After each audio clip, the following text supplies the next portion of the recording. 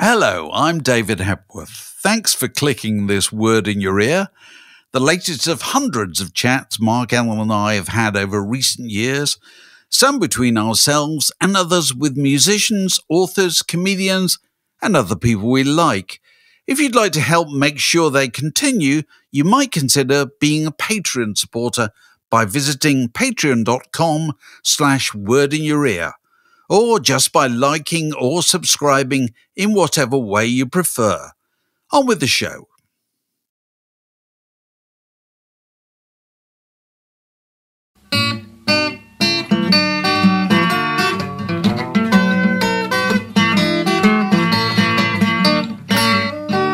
You're listening to a podcast from The Word. Thank you so much for coming along. It's lovely to see you. I'm sure that you've all seen that clip of the Beatles in 1964 where they're asked about their future.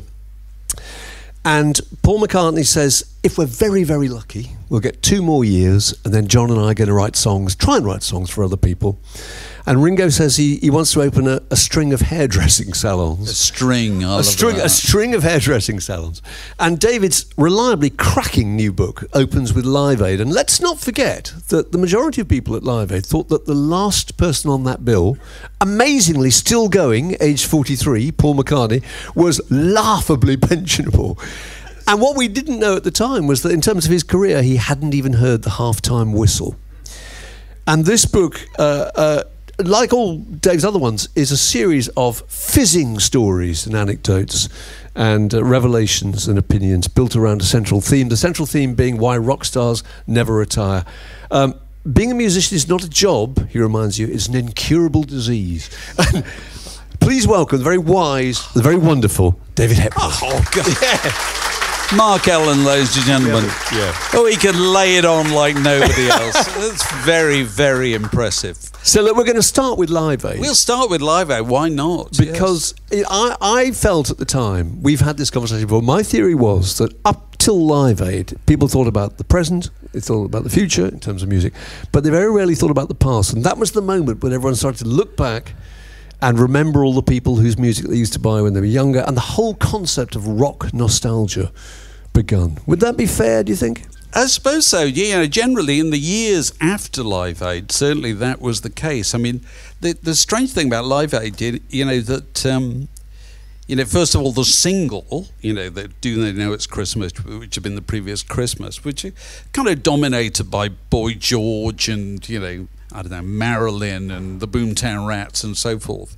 But it's only when they went to start thinking about doing a concert that it had to get TV interest both sides of the Atlantic, that Bob Geldof quite wisely said, well, it's got to have some big names. It can't just have, people who are really popular on Top of the Pops in the UK. It's got to go a lot further than that. It's got to have The Who. It's got to have Queen and all this kind of thing. Surely Nick Kershaw will be enough. Well, that'd be fine. Howard Jonesy's playing. Joe. Yeah. Oh, yeah. Suddenly, it was Queen and Led Zeppelin. Like, are you sure? Yes, absolutely. There was a definite change there.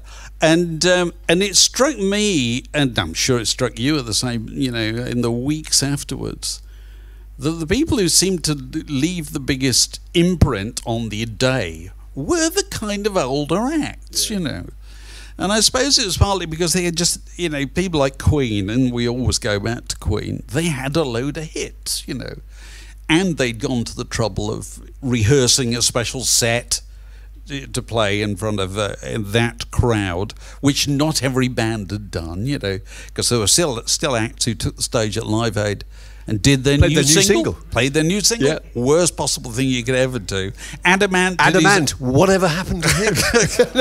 He played his new single at Live Aid. That's right. It was all over at that point.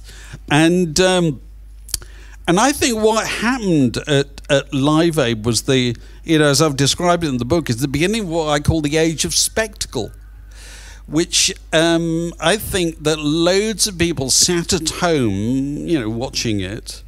Sunny day, looked lovely, you had this very wholesome crowd, it wasn't like a normal bunch of partisans who'd only come for U2 or whatever. They were people prepared to give anything a fair crack of the whip. And so the people sitting at home watched it and thought, they were really sold on the idea of a big rock show in the open air. And I got the impression that they felt in the years to come that was calling to them, that kind of thing. And it might not have done before, because I always had the feeling before, it may be over dramatic, but the people who bought kind of tickets for rock shows pre-Live Aid were people in greatcoats who queued up outside Earl's Court, you know what I mean? And, after Live Aid, the people who went to big shows were your neighbours. Yeah. Were the people you met at barbecues or whatever. Suddenly started talking about how difficult it might be to get a ticket to go and see so-and-so. It was no longer an underground thing. It was no longer an underground thing. It was completely, it was central high street entertainment for absolutely everybody. And everybody liked the idea of that kind of thing. And the other thing that happened, which I still think is amazing, I think it was the Daily Mirror, the Monday following Live Aid. I think the front page of the Daily Mirror was pictures, individual pictures, Bob Geldof, Tina Turner, all these people. And I think it was a single word headline was heroes. Yeah. Now, nobody had ever talked about rock stars like that before. They'd been kind of heroes to the people who read The Enemy or whatever. But suddenly they were kind of elevated. These were kind of significant cultural figures who'd done something really important. You know what I mean? Yeah. And I felt that we never quite looked at rock stars quite the same again, as a consequence of what happened. And also concerts too, because before a concert was something you went along and kind of watched and looked at, and suddenly it was an event that you participated in, wasn't it? Which is very much the case now. Oh, absolutely. everybody wanted to go along to something where they could put their hands above their heads and clap in time. And don't forget, this is, you have to keep reminding yourself all the way through this book. It's pre-social media and post-social media, you know what I mean? And what a huge difference that made to the whole thing. And one of the things that I found startling to myself when recalling Live Aid, which you and I were there in the kind of chaos of the old Wembley Stadium, the old Wembley Stadium. In the commentary box up in the rafters. Where Des Lynam used to, do his work. Is the Live Aid was a logistical miracle accomplished without the aid of a single mobile telephone, which is just staggering when you think to yourself. And so, you and I were there, and, I think I quote in the book, I didn't realise what a big thing it was until I got home in the middle of the night. And my wife said, well, that was something. That was something. Because... The same with us, the phone had been ringing. Whereas distant relatives. Anything nowadays, you're registering, the impact it's having as it's happening. Yeah. That was not the case with Live Aid. It was done in the old world, very kind of old-fashioned world. Have we lost a picture, Mark? We've lost a picture. Because I was going to ask you about the feuding. We're going to have time, incidentally, at the end for a few questions, I think. Okay. But the feuding families of rock. The interesting thing is that most groups form when they're teenagers, and they're probably a bunch of pals. And it's the standard pattern that 20 or so years later, they wake up one morning and think, I'm now shackled to these people who I may have fallen out with, or maybe had very little in common with in the first place. But I am desperately keen to keep this whole thing going because this is my main meal ticket. And the book is full of really interesting examples of groups who just fell out, didn't they? Well, yeah. Went to great extent. There's a thing that happened with the groups, the Beatles broke up and it was no great shock that the Beatles broke up because you didn't expect groups to go on forever, and people went off and did their solo albums, and everybody thought that was really good and so forth. And then it became clear that their solo albums weren't going to be quite as big as they were, although the Beatles had some very successful solo albums.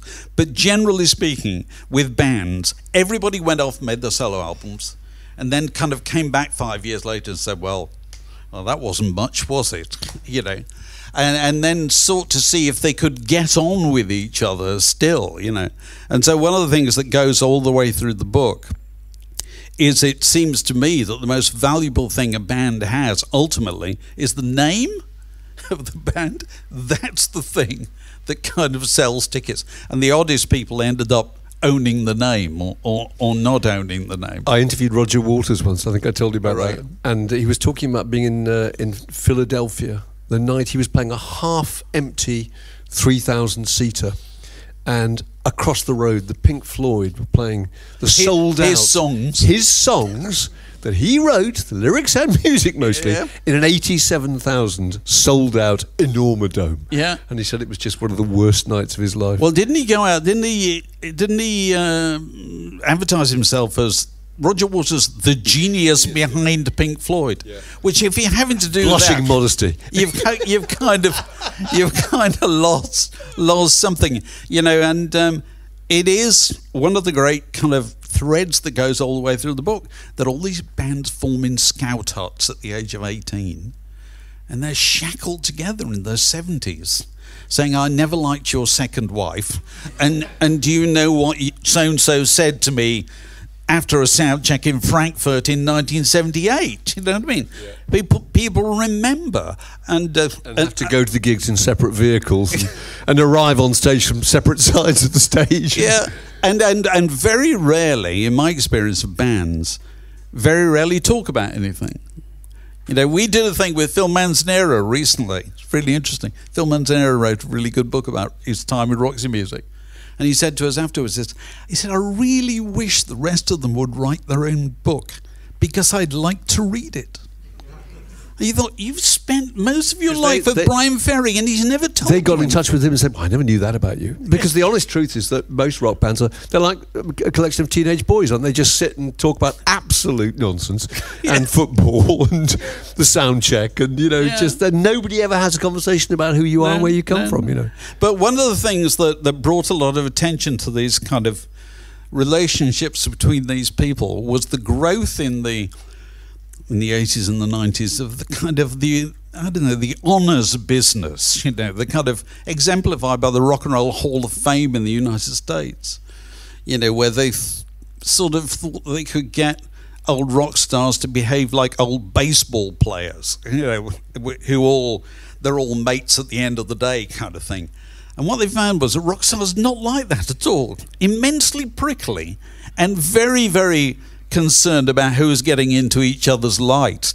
And so there's a whole chapter about one particular night at the Rock and Roll Hall of Fame, where I think the Beatles were represented by George, Ringo, Yoko, Sean and Julian, no Paul, because there was something going on at that time. And then the Beach Boys were there. And Mike Love made a very unfortunate speech about, why can't we all get together? Why can't we all get along? And of course, the truth is, bands sort of can't get along beyond a certain point, And was incredibly rude about members of the group, I think, wasn't he? To the point where was it Bob Dylan got up and said, "Thanks very much to Mike Love for not mentioning him Absolutely. in your speech." That's right. Yeah. I think Elton John, actually, who was one of the presenters, That's right, did the kind of standard thing that rock stars do at any major gathering where they're wearing a dinner jacket. Is he will put a 4-letter word in a sentence, because that's how you always get a laugh. He said, "Thank fuck he didn't mention me," and brought the house down. It was simple as that. But that whole business about honours and which culminates with kind of Bob Dylan get the Nobel Prize. Yeah, it's all part of the same thing. Everybody wants to give prizes to rock stars. See, that's another extraordinary thing which you mentioned a lot in the book, is that the idea that these rebels whose records we bought would be so warmly embraced by the establishment. There'd be knighthoods, there'd be Nobel Prizes. It just seems. I still find that hard to adjust to, actually. I still have to remind rock stars called Sir Rod Stewart. I still find that really hard to deal with. Just doesn't. Yes, but the Rod Stewart I have in my head is just so far from being a knight. It's like you're Rod Stewart. You don't need a knighthood. Your fame is kind of enough for you. But there's a lot in the book about bands trying to find a way in middle age and beyond to kind of reform and make the most of what their stock is suddenly higher, but they're not there anymore, you know. And one of the tragic cases of the American group, the Byrds, you know, who tried again and again to kind of get back together, but could never get their ducks in a row, really. Could never get to a situation where, you know, they could all get on with each other. When one member had stopped drinking, you know, another member had started drinking, you know, and they ended up in this strange. And going back to the subject of the name, they ended up in the strange situation. The ownership of the name of the Byrds was Michael Clarke, who was the drummer, who was only brought in the first place because he had nice hair. Yeah, good hair. You Yeah. know.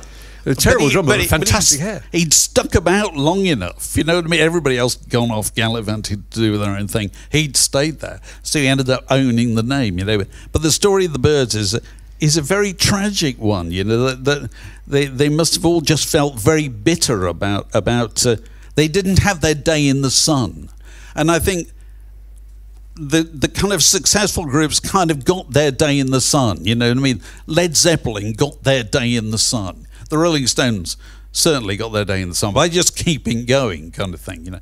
Paul McCartney got his time in the sun, and there are other people just that didn't happen for them, you know. Yeah.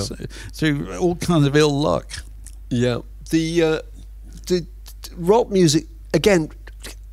Starting out, obviously, writing about just the whole idea of being young, and then there's that uneasy moment when rock musicians get into middle age and they're required to sing the songs they wrote when they were 17 and make that sound convincing, or they try and address the notion of middle age in the songs they write.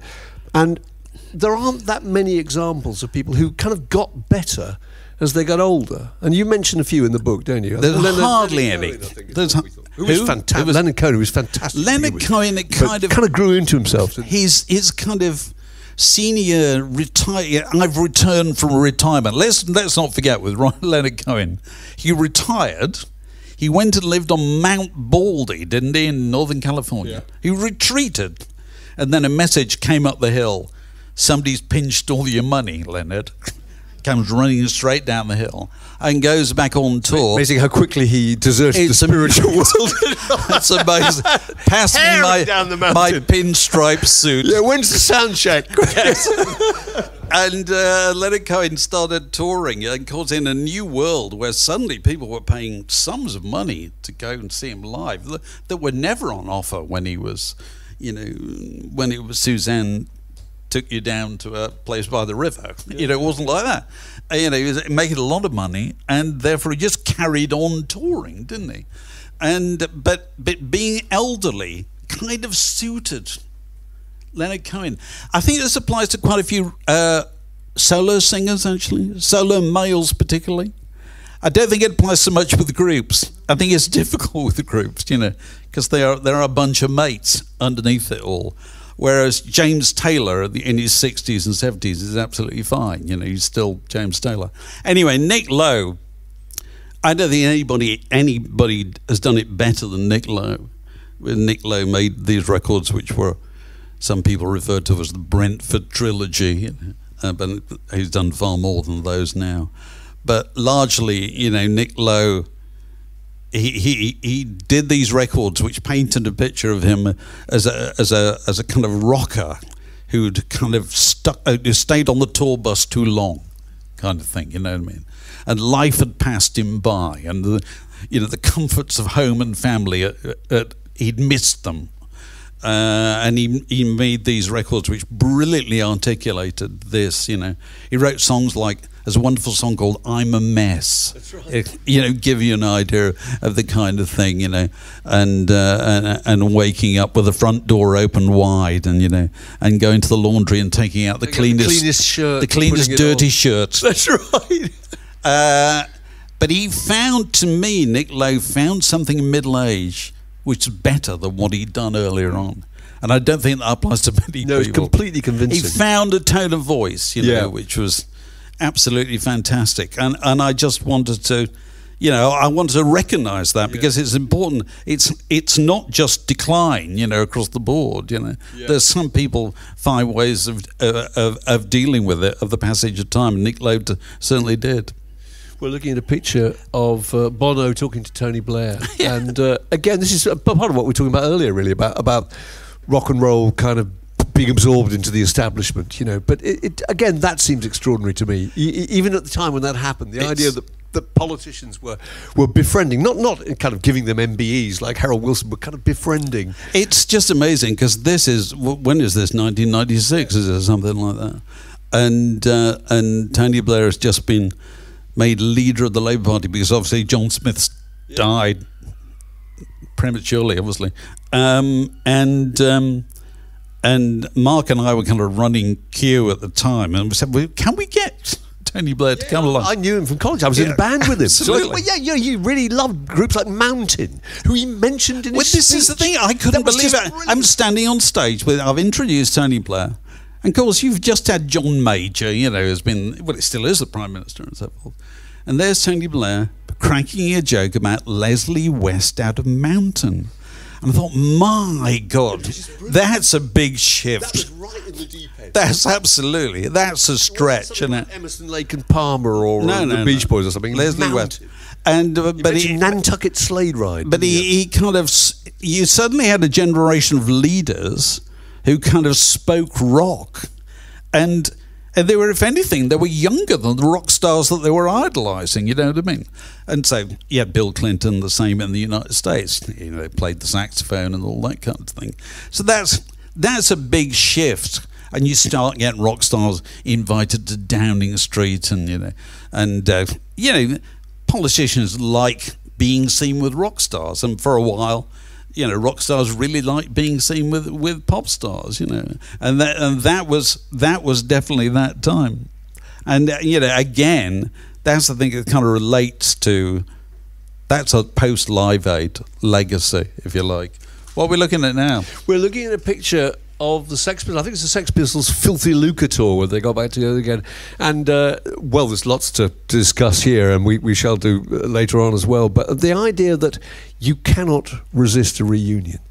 There are a million reasons to want to get back together again, but that is the main,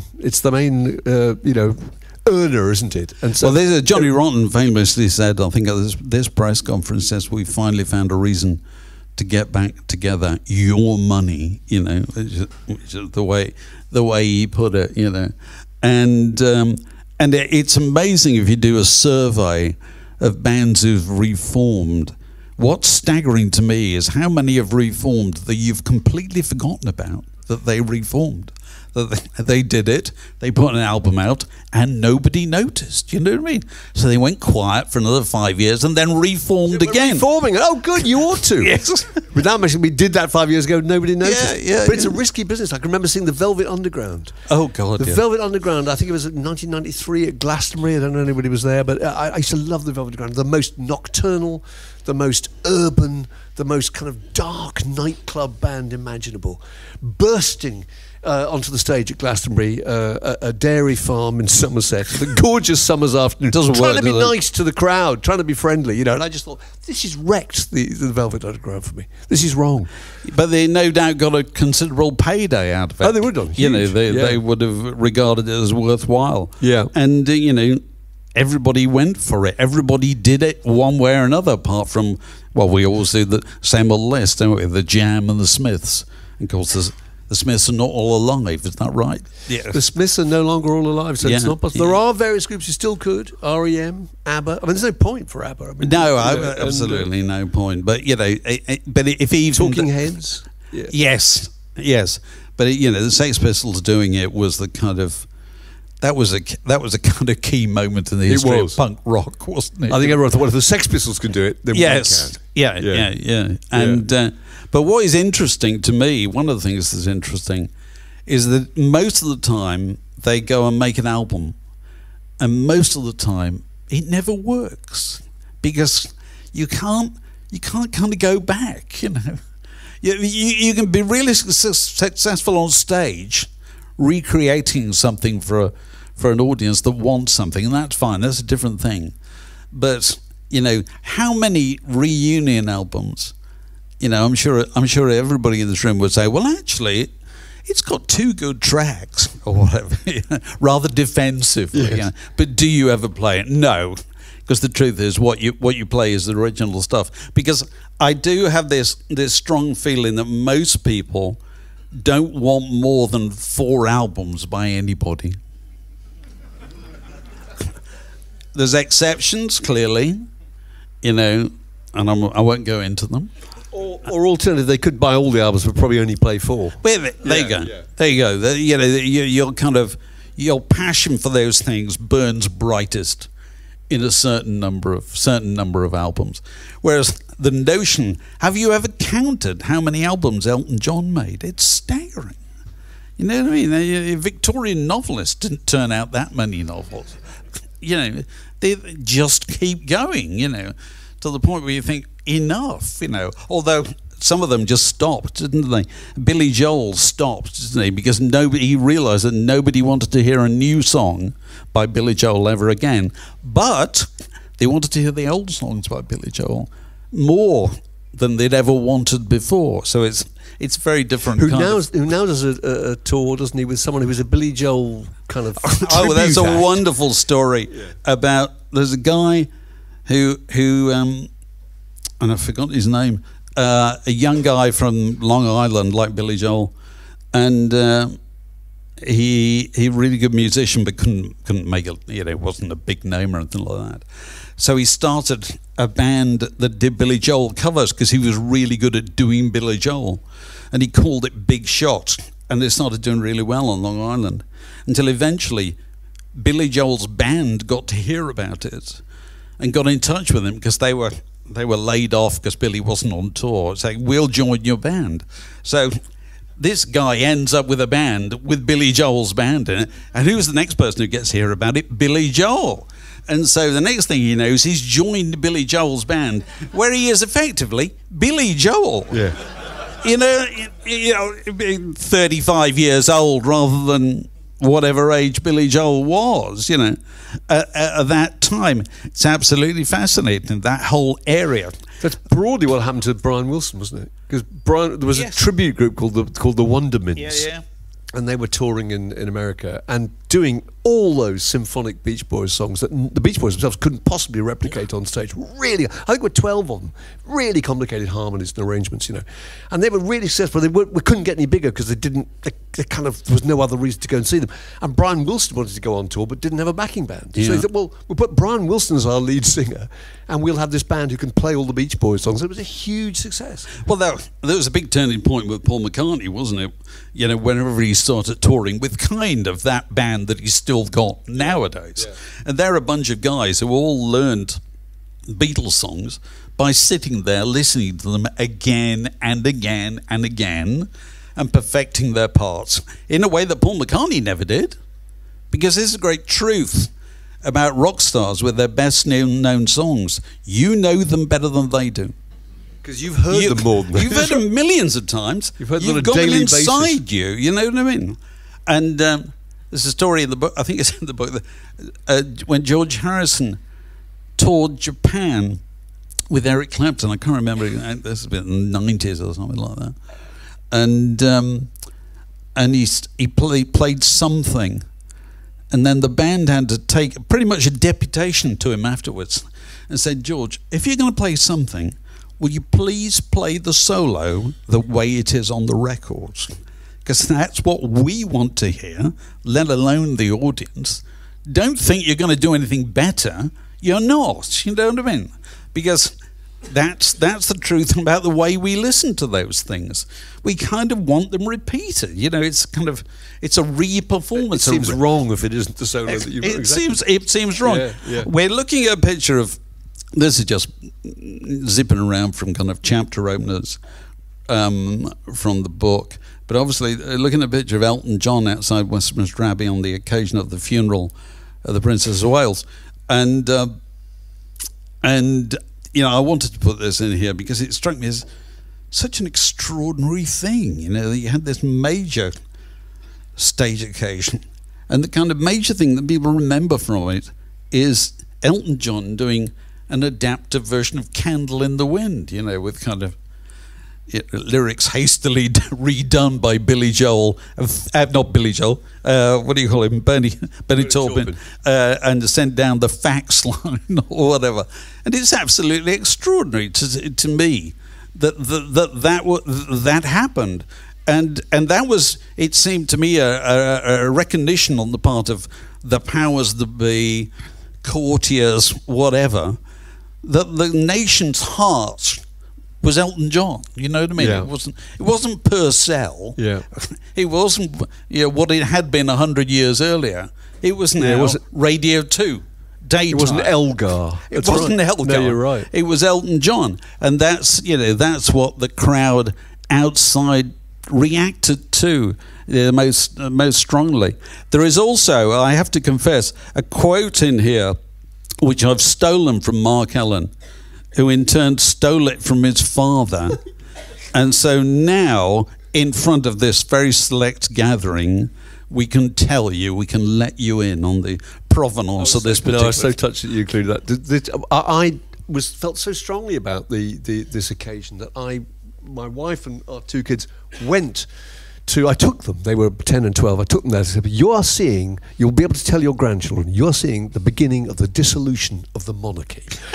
I couldn't have been more wrong. Said, this is an incredible moment. And we went to the thing. We got back home, and I rang up my mum and dad. And my mum and dad, I'm the youngest of a big family, and they just weren't interested in pop music at all. Didn't like pop music. Didn't even like the Beatles. And I said to my father, what did you think of it? He said, oh, well, he sounded very like James Mason. I did. Well, it was very good, and I enjoyed it very much. And then some awful fat man came on and spoilt it for everybody by playing the piano. But Dad, that's Elton John. How dare you say that? He was allowed to say that. Tumbleweed connection. Good Lord. He was allowed to say that. He served in a war. No.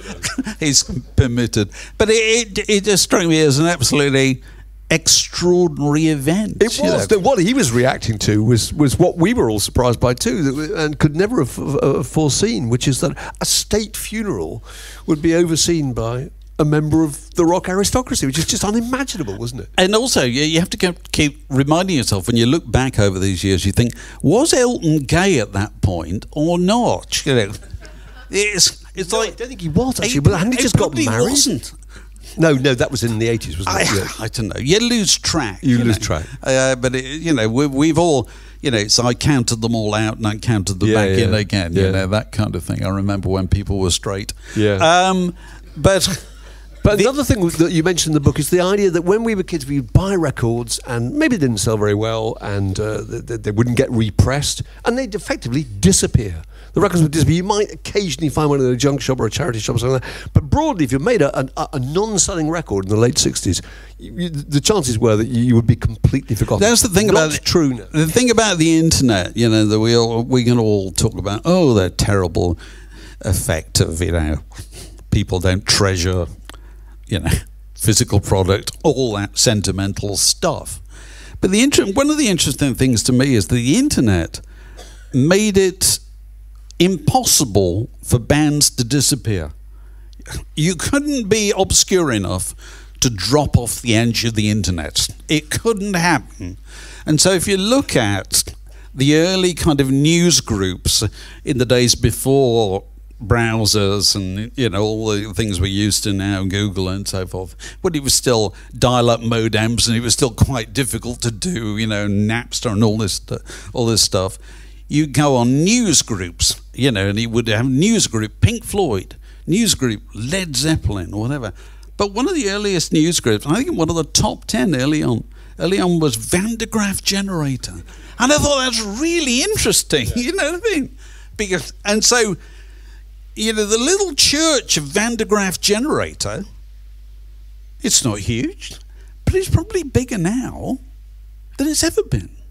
You know what I mean? And I think that applies to loads of things, that you don't just have your original fans.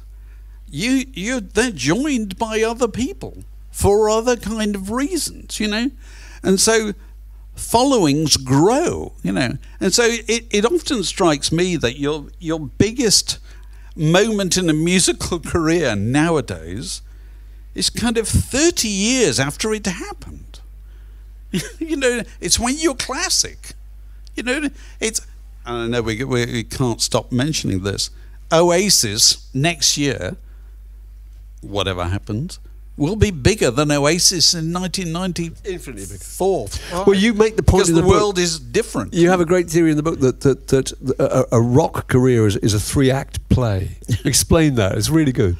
Well, the people make their reputation and they do the stuff that we talk about and care about when they're younger, and then they wake up in their late 30s and 40s and find that nobody's interested in them anymore, because they're a kind of bit of a reminder of days that have just gone by. But then if they keep going, what happens is when they're in the 50s, suddenly people start coming back.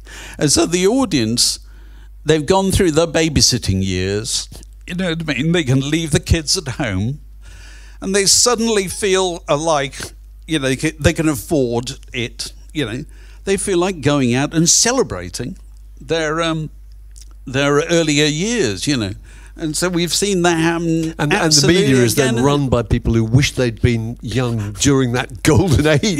Yeah. I wish I'd been born in the 60s or 70s. Well, I think that idea of kind of infectious nostalgia is a really interesting thing, all the fuss about the Beatles film Get Back, whenever it was 2 years ago, Mark and I are old enough to remember the Beatles. Most people don't. But they wish they did, So that was the very appealing aspect of it. Everybody wants to feel nostalgic for something. Yeah. Oasis again. I'm going to mention them again. I've got 2 daughters, neither of whom I've ever heard say a peep about Oasis until a week ago. Suddenly, it's the most important thing, in life is getting Oasis. Well, it's an event that you don't want to be left out of. Well, yeah, because FOMO is not just a kind of smart Sunday Times lifestyle line. It's true. Yeah, it's the single biggest fact of our lives at the moment. You know what I mean? People get in terrible panics if they think they're going to miss something, if something isn't going to be perfect, and that was created by social media, Again, going back to the daughter who goes to Glastonbury the first time last year, whatever. How was it? It was so well organised. That just seems wrong, doesn't it? Now, I'm old enough to remember watching the Woodstock film and thinking, well, that's staggering that millions of people didn't die, that was the Somme, wasn't it? The Somme with Santana. That was basically... that was the deal. Whereas she goes along and it's, you can plug in your hair straighteners, And you think, wow, the world has changed, you know what I mean? Yeah. And people's kind of responses to pop music have changed. But I think that one of the reasons that these names of the 60s and 70s still resound is that people look at them and think, well, they made their bones, they became famous at a time when becoming famous was very hard. So it was old currency, you know what I mean? Yeah. It was hard to do. You didn't see, it wasn't TV talent shows or whatever. And so people they sort of feel, rightly or wrongly, that old music is authentic. Yeah. And new music isn't. Well, you mentioned Almost Famous in the book, which is a really interesting point you're making, that it's an indication of how rock music has become part of history, because you're talking about, you describe Almost Famous as the Cameron Crowe movie as period drama. It is. It's historical reenactment. It's absolutely fascinating, to the woman who did the costumes for costumes are Almost Famous. People like me think, why do you need costumes for Almost Famous? Surely everybody's got an Afghan coat or an old pair of Kensington Market gender bisecting loons somewhere, somewhere in a cupboard or whatever. But of course they haven't. And so the coat that Kate Hudson, I think she's wearing it there on the picture there, the shearling coat. You want to read about the lengths that were gone to, the number of creatures that probably had to perish to get that look. That perfect, idealized notion of 1971 for the sake of the year 2000, you know. And that became, to a lot of people, it's kind of hip. It's sort of shorthand for hip. People talk about, you know, it's an almost famous look. Oh, okay, I get it. Bands that look a little bit like Free. You know. But it also ties into that whole thing about biopics, which we talk about in the podcast a lot. The biopics, obviously, they're clearly not aimed at people who are old enough to have grown up with that act and seen them develop at the time. They're aimed at people under 25, and rock stars are kind of being resold as style icons, aren't they? You know, Bob Dylan's is just Bob Dylan, fabulous creature, and these gorgeous, suede fringe jackets with thousands of adoring women, and that's, you know, a bit of singing and playing the harmonica on the side. But I never think it quite works having film stars playing rock stars, because rock star good looks are different from film star good looks, you know. They're a completely different kind of thing. Are we going to talk about... Have we got time to talk about John Entwistle? We probably have. You talk about different species of rock stars. He was a tragic case. You know, my books tend to be thematic and chronological at the same time.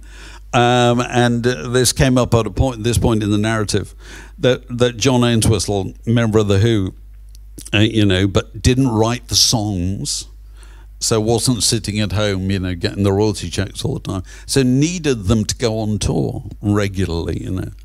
And in between lived the kind of, it's almost comical life of the kind of landed gentry rock star, you know what I mean, who, when foxes appear on his lawn, goes out with a double-barreled shotgun. And, you know, lawn quad bikes scattered around, suits of armour. Suits of armour. Got to have a suit of armour. And, you know, 250 bass guitars all around the house and all that kind of thing. And, you know, expired in bed with a stripper in Las Vegas, you know. It's the way you wanted to go. Well, you kind of... Yes, probably is, you know. But on one hand, it's like there's a wonderful, slight tangent, there's a wonderful autobiography written by Ronnie Wood many years ago. God bless Ronnie Wood. But if you read Ronnie Wood with a certain head on, you can either read it as tragedy or comedy. Yes. And it's completely the same story all the way through, you know. And if you decide to read it as tragedy, you absolutely can do. And of course, but characters like John Entwistle turn up in the book a lot, and they're people who just are unemployable in any other capacity. They've never done anything else in their life, and what they're most keen to do is to sustain this lifestyle. But it's also to be that individual. You know, you're not interchangeable. They can't take you and put you in another band. You're John Entwistle. That works within the context of The Who, you know, that particular cast of characters. Christine McVey, we're looking at a picture of Christine McVey there. A rare case, really rare case, of somebody who retired. You know, there's John Deacon out of Queen, and there ain't many others. I can't think of it. Bill Wyman retired, but he didn't retire from being Bill Wyman. Bill Wyman, in every respect. Bill Wyman had told Bill Wyman had told the Rolling Stones at the end of a tour, he said, "I won't be available for the next tour," and they weren't listening to him. You know, which I think tells you a lot about Bill Wyman's relationship with the rest of the Rolling Stones. And they came back to him 2 years later, said, "Oh, start rehearsing." 3 months' time, he says, "No, I told you I was leaving." "We thought you were joking." And, you know, because the tragedy of leaving the Rolling Stones is there's no HR department. You don't get an exit interview. No. You know, they don't say, where do you see yourself in 5 years' time? or anything like that, you know. And but anyway, sorry, retirements. Christine McVey retired, more money than God, came back to Kent, fabulous old manor house and so forth, lady in the manor, you know, garden parties on the lawn, and then just missed it. I interviewed her around that time. Really? Yeah. And she was she had that, and she had a fantastic flat in Battersea overlooking the Thames where I interviewed her, and you could just feel what she was saying, that life was just a bit hollow. Yes. Because it was just so brilliant. I'm going to be there, and I'm going to, you know, be part of the village, and I don't know, probably be at the fete, and maybe make some chutney, you know. Because here's the point, goes right throughout the book. You know, if you're a top-level footballer, I watched an interview with Gary Lineker recently. He retired at 35, I think. He says, "I've not kicked a ball since," which is staggering, really, isn't it? And whereas, if you're Mick Jagger or Keith Richards, you can go out tonight and you could do what you did when you were 25 for more money in front of more people, you know, why the hell would you not? You know, you go out, you're going to play the opening chords of Honky Tonk Women, and people are just going to go spare. And you could hear 86,000 people roaring. I interviewed Keith Richards, and he said, I'm so good at this now, I can go on stage, I can play the opening chord, I can go, oh, few empty seats somewhere. He can just sense that the stadium isn't quite full, because it's not quite loud. Yeah. But that feeling, he said, there's absolutely nothing to... And you can understand it. Why wouldn't you? Ron Wood, I spoke to Ron Wood years ago about this. He says, it's all very well being off tour, being at home, bosom of the family. I don't know which family he was talking about, but anyway, he said, but at 9 o'clock at night, my body thinks it should be doing something. The adrenaline it must, you know. Now, Gary Lineker doesn't have that choice. No. You know, if 70-year-old footballers could go out this weekend and play, would they? Yes, of course they would. Well, they can't. You know, old actors can't really in the same way. It's only these people. And actually, being old is sort of not a handicap, because that's their legitimacy, isn't it? They're the real Mick Jagger. Yeah. I'm seeing he's the only one. There isn't another one. Well, the Stones have been going through this for years, because it's now fathers and mothers going along to see them, taking their children, saying, this is your last chance to see. I mean, and then there's another chance, and another, and there still will be more. Our son 20 years ago embarked on a campaign to say, I've got to see all these people before they go. So he saw Bob Dylan and Paul McCartney. It's like, well, he can take his own sons now, because they're still playing. You know what I mean? Yeah. They're not going away. So are we going to talk about the kind of the whole business of kind of immortality? Well, and the future, really, isn't it? I think that's really interesting, because we were talking about this the other day. We were talking about in jazz, you know, Louis Armstrong's kind of fading from view. Yeah. Miles Davis, John Coltrane still very much in position, you know, and things come in and out of fashion. There are bands now you can feel are just slipping off the radar. The Doors. I don't feel people are talking about the Doors as much as they used to. Well, they're still talking about Steely Dan. But there are people who own the rights to these, you know, bands, catalogues or whatever, and they're managing them all the time. You know, they're looking for opportunities to bring them back in one way or another. And it may not be a simple musical thing, you know, that the Ramones, the most valuable thing the Ramones have is their T-shirt. Yeah. You know? It's That's not what the makes musical. all the money. Ramones T-shirts are worn by people who probably can't even name the Ramones. It doesn't matter. The look of the Ramones. No, but also there's a kind of residual Ramoneness about it, doesn't there? Which everybody kind of recognises. You know, there's a kind of grittiness that you couldn't invent. You know, it hints at a story behind it. I'm sure people in the motor trade could tell you this. Probably the same thing applies with Jaguars and Rolls Royces and so forth. You know, it's the idea of a heritage.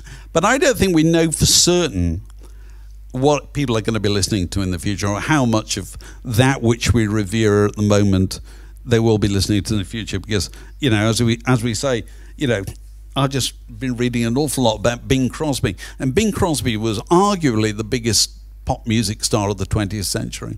Forgotten. Apart from White Christmas, forgotten. Tragically, forgotten. And I can't see what's going to bring it back at all. So why should Bruce Springsteen or Madonna be any different? I don't know. You know, it may surprise us in all kinds of ways. In 50 years' time, will people still be listening to Nick Drake, Joni Mitchell, and all these things that are just right there at the moment? Yeah, well, the interesting thing about Nick Drake, as we always say, you know, 3 albums are dead. Perfect. Finite. No, this is sorry, it is. It's the rule of 3. It's a joke. It's the 3-act play. It's everything. Yeah. You know, it finishes. You know, the definition of a story is it finishes. But also, you don't diminish that story by carrying on for years making, you know, substandard records. No, which is like the Beatles. I mean, that's the Beatles. Perfect. And also the fact that the Beatles split up when they did, in your mind, you still see them as these fabulous creatures. That's the greatest thing the Beatles ever did was break up and not get back together again. Absolute, no doubt about it whatsoever. They didn't screw around with the legacy, you know, albeit they probably have done a bit recently, you know, but generally speaking, they didn't do that. Well, I think we should just mention on Oasis again, because it is interesting. What perfect timing for your book, Dave. There it is. One of your...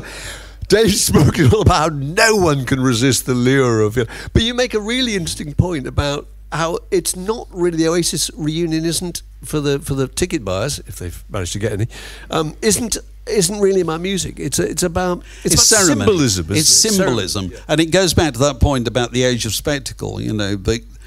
That they say, particularly if a band gets back together, and they take to the stage in front of a load of people who looked at them on their bedroom walls when they were 14, and there they are. Look, there they are, with their arms around each other, and it's as if a part of my life has been repaired by looking at them again. And the looking at them, I go back to this again and again. I wrote a book about this, my book about rock stars. The single most important thing about rock stars is we like to look at them. Yeah. More than anything. More than listening to them talking, more than listening to them playing music. We like to look at them. We think, oh, look, he's aged a bit, or he looks great, or look at his shoes, or whatever. Look, they're still friends. That's what you want to think. That's what you want to think, because they were your fantasy friends when you were 14, and you'd like to feel that they're still your fantasy friends when you're in your 70s or whatever. And they have been very fortunate that we felt that way, because we haven't rejected them. You know what I mean? We've come back again and again, paying more and more money. Absolutely, all the time. And in Oasis' case, the least is required of any band. Yes. All they have to do is, they don't even have to be very good. They don't have to have any singers or horn sections or lights or laser shows or backdrops. They simply have to be the two boys together on stage in some semblance of brotherly love, and people will be delighted. Yeah. Which perfect. It's a ceremony, and so that's. What I've tried to do with the book is not just write about the people, the stars, because I was just interested in how they were dealing with middle age and beyond. But at the same time, I want to write about, and what I try to do with all my books is write about the people. It's us. We shape this. We make this. We go along. We like things. Things mean a lot to us. And so, what this says a lot about us, as well as about them. Which is what I find fascinating about the subject. Well, look, I think, have run out of time, and it's been terrific. Thank you so much for coming along, and you will enjoy David's book enormously. I've worked with David for years, sat in offices with him, listening to him pontificating, coming up with his opinions, which you instantly read as facts. I can remember him once saying, one of the most abysmal groups in rock and roll, Dexys Midnight Runners, and all of a sudden in the office going, yeah, absolutely, mate, you're absolutely right. All thinking, oh my God, I've got loads of Dexys albums and I love them, I'm going to have to get rid of them now. But there's something very convincing about the way he writes, and you will read this new book and you will think... Worst group in rock and roll, and I was asked about this again the other day, and it got a laugh, so I'm going to trot it out again. Who's the worst group in rock and roll history? Everybody's paying attention now. The worst, where you might want to write this down, Uriah Heep. And do you want to know why? Because they had a unique combination of nothing on the surface and nothing underneath either. And on that note, if any members of Uriah Heep are listening, we'd like to publicly apologise. But there it is. Thank you so much for coming. Thank you for coming. This podcast was brought to you by The Word.